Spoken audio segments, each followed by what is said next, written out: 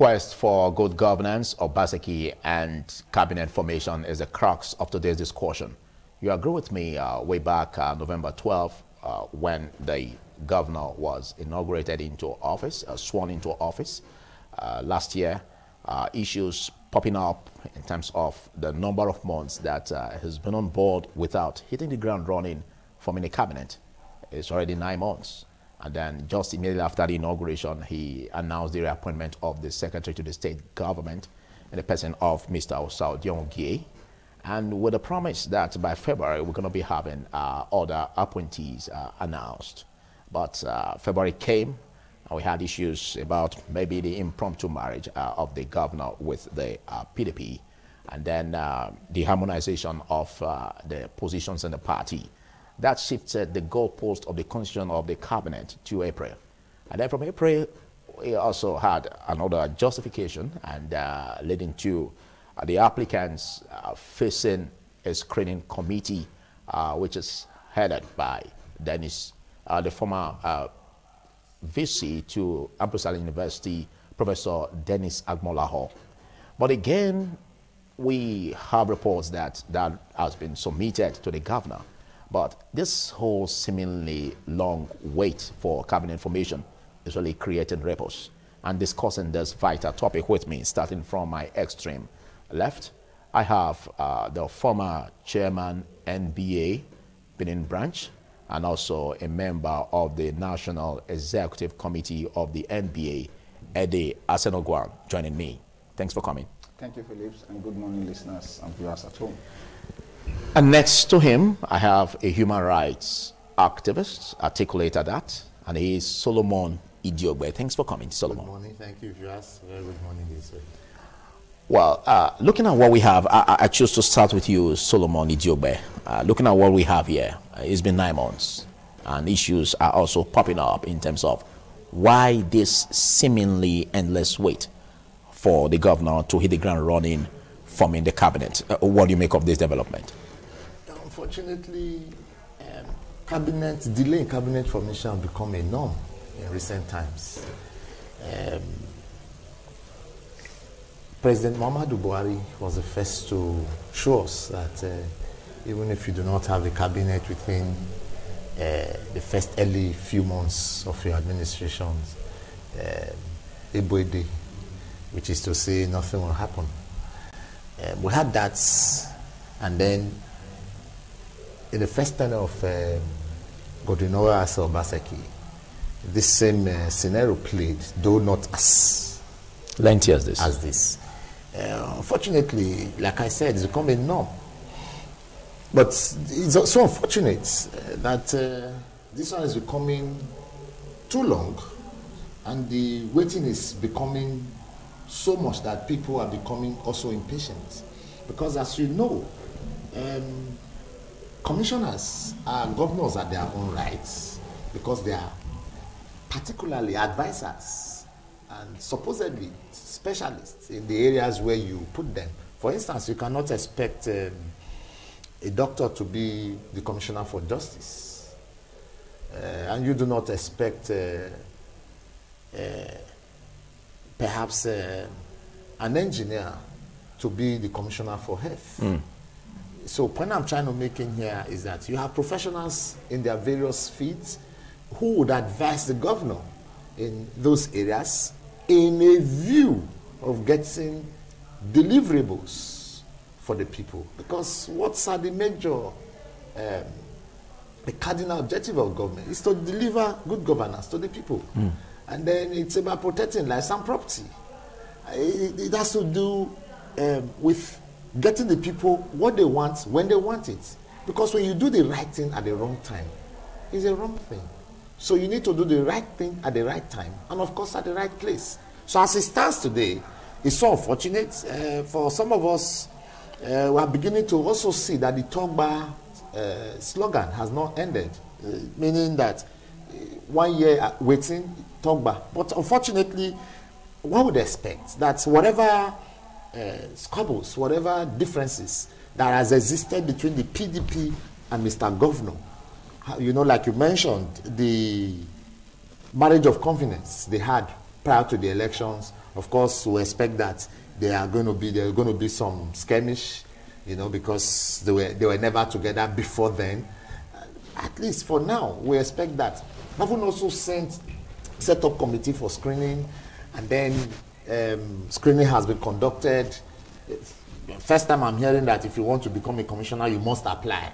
Because all over the world, I know that positions in governance, like public office appointment, are meant to, because democracy, politics, is government of lobby by the lobbyists for the lobbyists. When did you invent that? Of course, it's a normal norm. You understand? As much as democracy is a government of people for the people by the people, democracy for politicians is a government of lobby. You must lobby to get something. Unlike the military administration or juntas, you can't approach them, you know. But unfortunately, what we are seeing is like we are holding back delivery of the dividend of democracy for the people. And so the earlier you set up your executive cabinet, the better for Edo people. Because as it is, when two elephants fight, the ground suffers. For now, none of us can actually say what's responsible for the delays.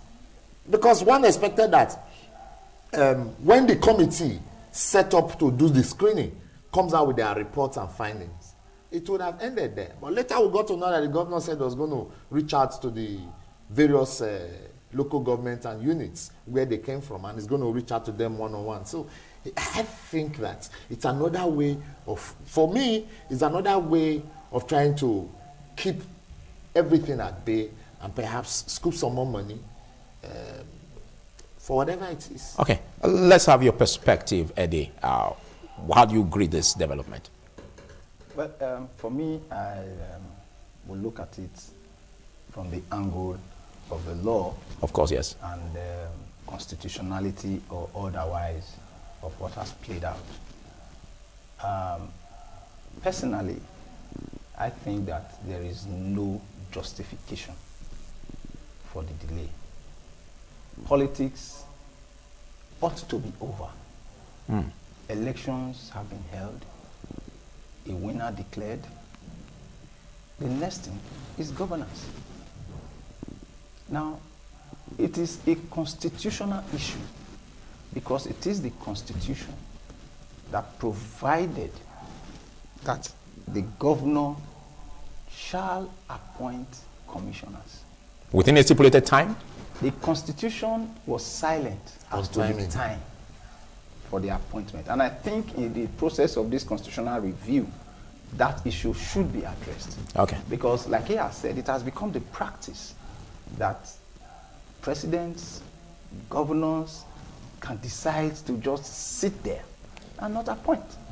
It is wrong. If we are copying, we should copy the good things. The United States just did election, and before he was sworn in, announcements were being made. The cabinet was being put together before swearing in. Those are the kind of things we want to see. Now, the Constitution makes it very clear that there shall be commissioners. The commissioners are not commissioners of the governor, but of the government of the state.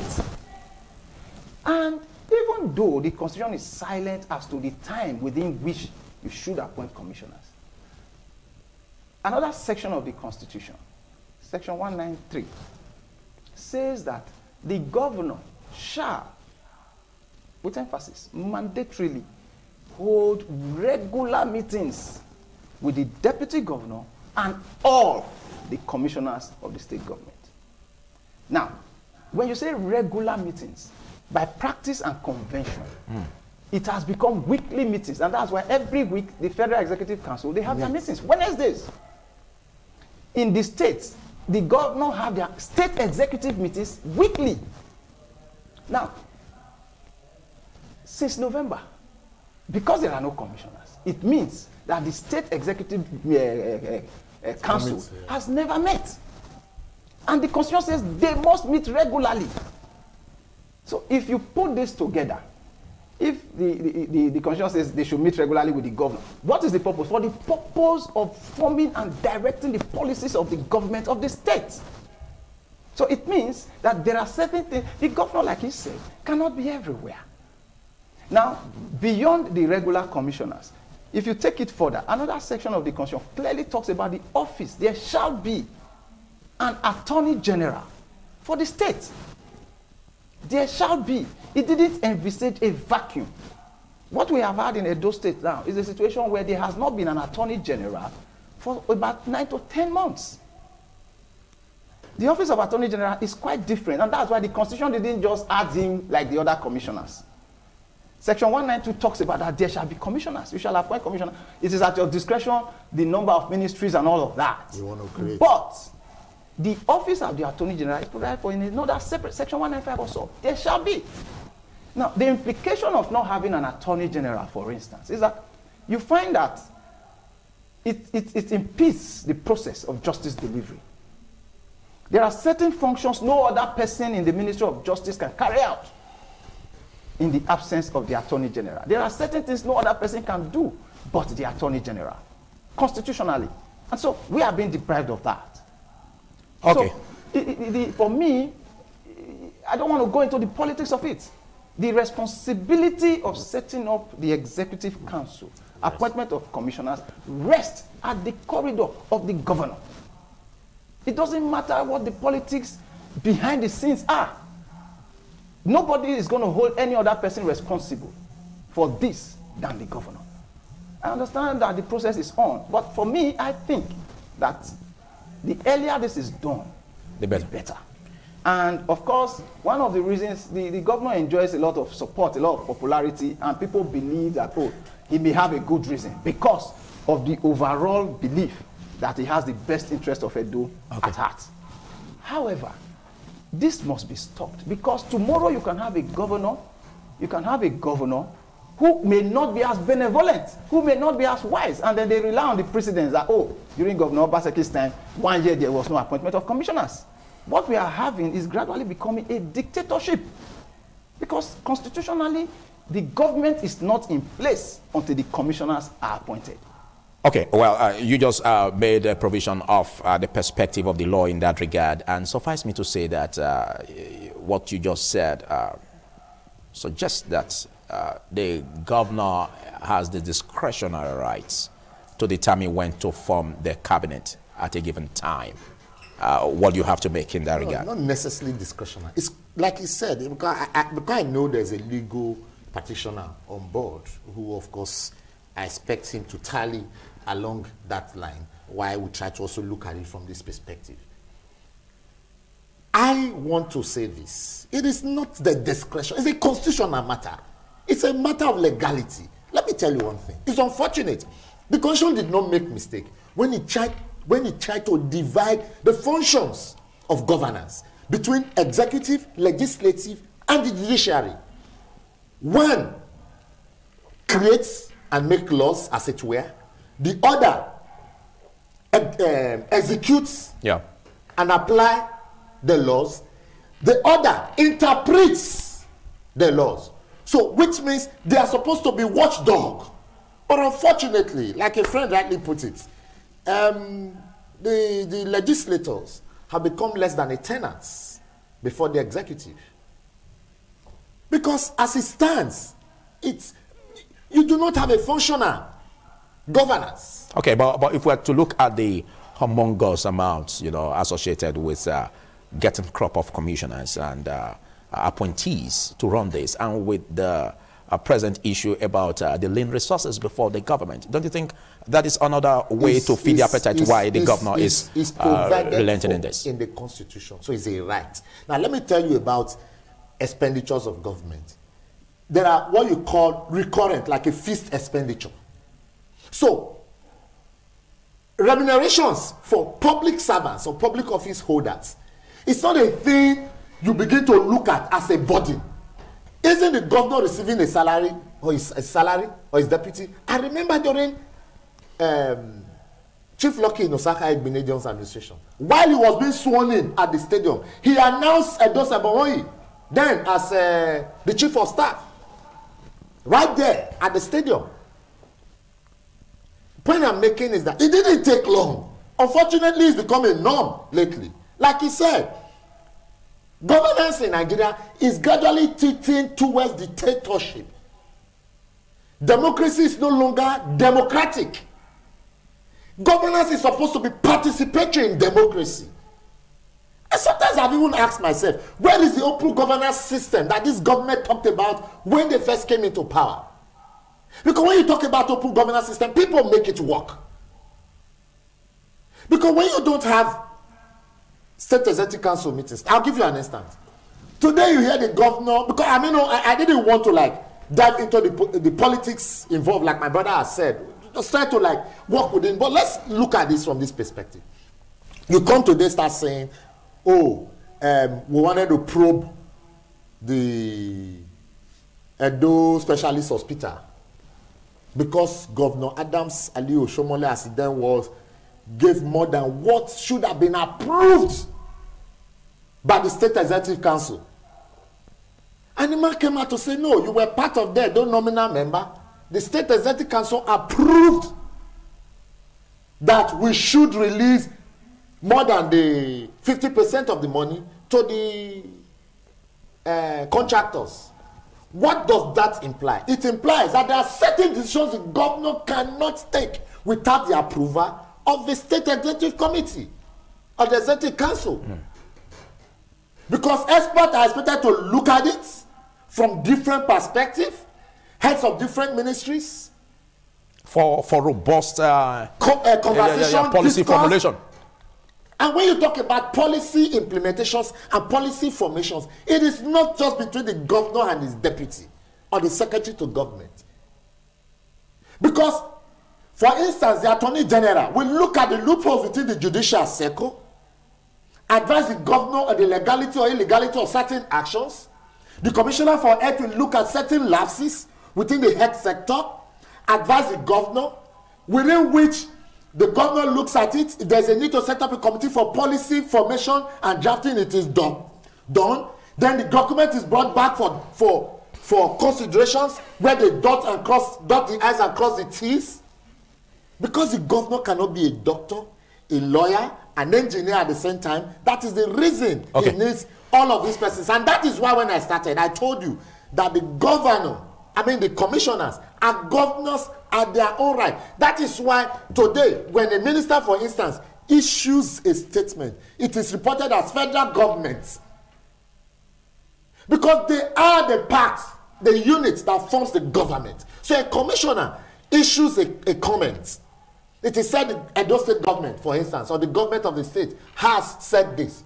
Because the commissioner at that point is a governor at his own right. Now, what are now also the functions of the advisors and SSAs?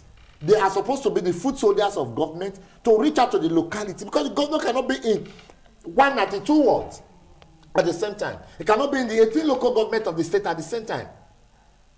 So these persons are supposed to be the mouthpiece of the governors at their respective local units. Okay. That's vice versa. Now look at it as it stands today. Edo State is without total governance. I'll tell you why. You can't say that because I said, look at it. Let me tell you why I said so. Today, outside the Edo State governor, the deputy, the secretary, and recently the chief of staff that was appointed, which are the only four men, we do not have commissioners, we do not have special advisors, we do not have SSAs, that's senior special assistants, we do not have executive directors, is at his discretion. But even at that, you can't say that there's total I don't stop there. At the executive level, I'm going to local government. Yes, but at that, but even at that, you don't have the statistics to say that there's no governance at all. No, I'll tell you now. That's what I'm saying. That's what I'm proving. You don't have local government chairmen. You don't have councillors. You don't have a legislative arm of government. Because when you have elected councillors, they represent their wards. You now have supervisory councillors appointed. Okay, I'll come back to you. I'll come back to you, Solomon. I'll come back to you, Solomon. No. We have a fine gentleman who is a custodian of the law here. And let's put this together, because you made mention of the fact that, well, there's no stipulated time by law, but you also made room for provisions, for constitutional amendment in that regard. But let's look at what is what the governor may be faced with. We understand that the government may not be broke, but the need to run the government is quite expensive. And with what we are faced with, the economic, the cash crunch and all of that maybe facing the government of Edo State. Don't you think in that light there could be room for the governor to tinker in this direction? Well, as attractive as that argument may be, Or sound. it flies in the face of the Constitution. We didn't write the Constitution. It is not in our place to bend it. Yes, there may be some savings which the government may be making because, of course, if the commissioners are there, they are entitled to salaries and allowances and all of that. But you must also put that in juster position with the function and services they render to the state. And some of these ministries that they are supposed to head are revenue yielding ministries. And some of these people are going to come on board with ideas that will generate. It's like you have an office. Some people, we have offices. When you employ people, they must bring something to the table. They are contributing to the development and development of that process. And that's where their income is going to come from. Now, for me, yes, that may be an advantage.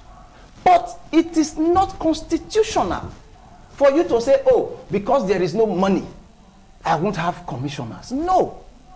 Part of the function of the governor and his team is on how to generate the revenue to run government. There are a lot of other leakages. There are a lot of other things the governor and is putting in place for revenue generation. We trust him in that regard. It is not enough to say, oh, you cannot say, oh, there's no salary, you want to sack every civil servant. No. Insofar as there are government departments, the law says that these departments, this must be headed by commissioners. You must put them in place. And to have allowed this to run, the question now will also be, are we getting reports as to, oh, if we had commissioners since November, this is what would have been expended on them. This is what we have saved. This is the purpose for which we have put this money that we have saved in that process. The state government or the governor is not saying that there's not going to be a constitution of the cabinet. What I said earlier is that in as much as the Constitution did not specifically put a timeline as to the time within which commissioners are to be appointed, that's why I said there might be need to begin to look at amending the Constitution in that regard. You can just put a month, within a month you shall, within 2 months you shall. It becomes exactly not later than 2 months. The Constitution just said it shall put them in place. However, that's why I don't think it's in the good interests of the government for the Constitution to say in that regard, without stipulating time. No, see, at that time, the drafters, of course, left it to the discretion to say, oh, and that's why they said, what is a reasonable? It has to be done within a reasonable time. And I'm saying 10 months is no longer a reasonable time. Because in another section of the Constitution, it says that these persons shall have regular meetings with the governor. Which is sacrosanct. Which is sacrosanct. And that's denied already. And by practice, convention, policy, these regular meetings have now been established to hold once weekly. Okay. So if the Constitution says this body shall meet regularly, it's the State Executive Council that we are talking about. Okay. And what makes the State Executive Council, which makes the policy of the state government, is the commissioners. The governor, the deputy, and all the commissioners. They must meet regularly for purposes of charting and making policies for the government of the state. Thank you. So when you say regularly, and it has been established that they have, by their own policy decisions, made regularly to be weekly, and for 10 months, this meeting has not held, there is something fundamentally wrong. Thank you. In case you're just joining us, it's TMI Tuesday, and I've been having a very beautiful chat with a legal practitioner and also a human rights activist, talking about Ideas Enogwa and Solomon Ijogbe, respectively. And we are on the topic, the crux of forming a cabinet by the governor of Edo State, Mr. Gordon Obaseki, on the quest for good governance.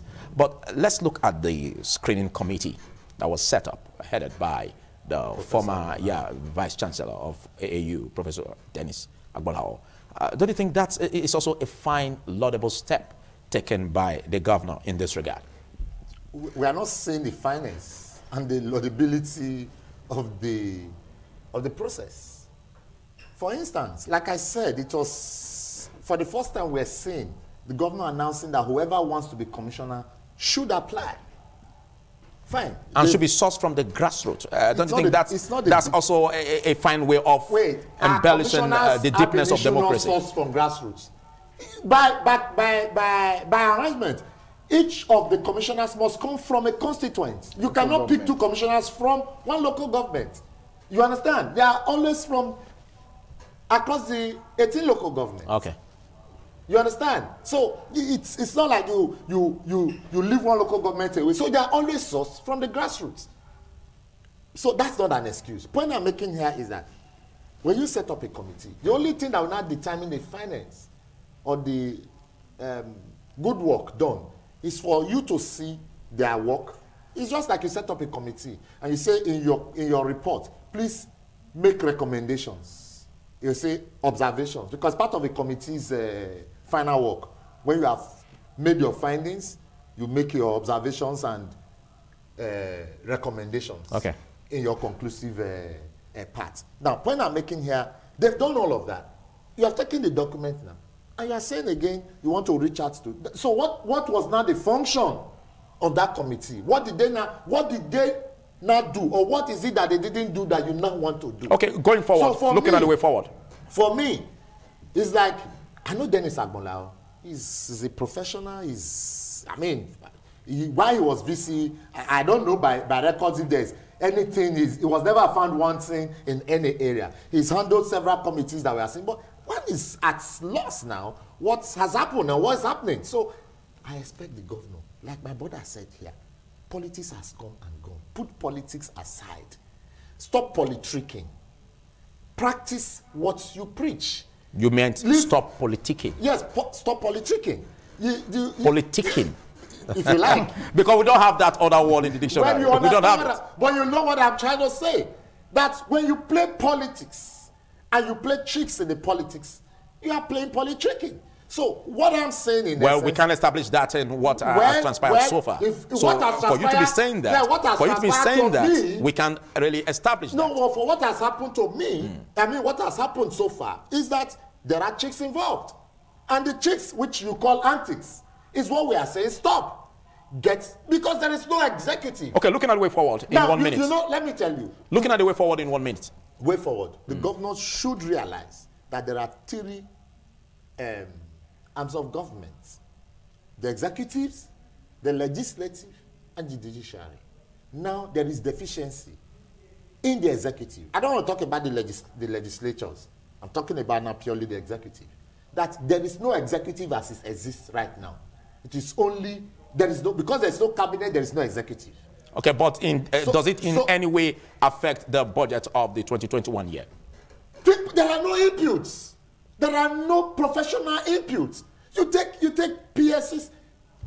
In any case, for me, way forward. Way forward is that governors should cease playing politics with issues and face governance as it is. Ensure that there is an executive, so that there will be regular executive meetings, so that people can report to their people, get information from their people, and make input in the development of the state. Because one of the cardinal objectives of government is to deliver good governance to the people and ensure that all that is needed by people reach them. Because when you are having the gap, there are no persons, and it also affects flow of funds. Thank you, Solomon Idiobe. You made laudable contributions also, Edia Senogwan, especially as regards to the law.